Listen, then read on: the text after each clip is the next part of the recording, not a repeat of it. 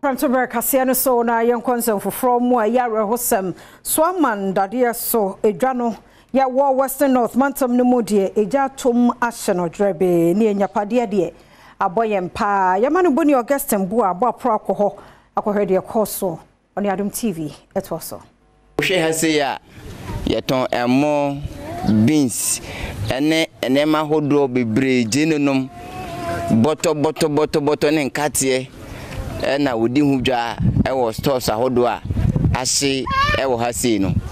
abrahosem ne se oba Suaman district nyina mu a omuni fire service eti se eja eto babi a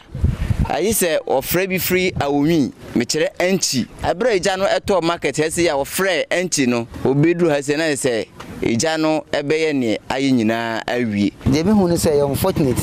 ana we so ka ho a say me be di this no premier sa ja hyehye no asi wo mansim hase no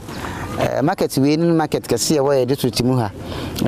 ya GF January bebrebe na afri ase ti afete ye bitterly ya asese ne ma ase na almost 1 billion Ghana cedis fire service no nkasa no ye pese ombe station wo ha se amade suit na nya ne de ye kuta applying drains ye kama ye modern it costs almost 2 million Ghana cedis se ja eto bibi mu na se enya casualties se wo sa kwan we so a ye bre papa enu na se enye se mranti a ombo ohye na omani edin pa tigu za ja we so a ankoyi ne esi Suaman wona wo stores ahye e wo mechan sei ye ne won twetwe nkomo na won kire ade ko depot ye nam so a e ma eja no e ba ye de we kura e na me ba no frɛ me say ye store no e hye ne mini ama ne nyina ma fa ba akopo me to bis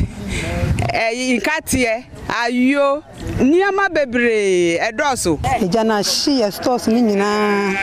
me dia meton emo amanfo esika amanfo mu amako firi ama paka egu ho ni nyina hye se me pamade me ntuma ne me metilies nyina amanfo no magu me ho ni nyina hye krum kraso ya ni fire service do jana yesa no ya nim ye beye ndem nipa so wuntimi eja no e den se wuntimi ben ja no ne yanya district wo kura we mu fire service ebi ni ha ba bia ni ho yanya mpuntuo bia tss abana be bua yen se this is capture ye wo mpuntuo wo ha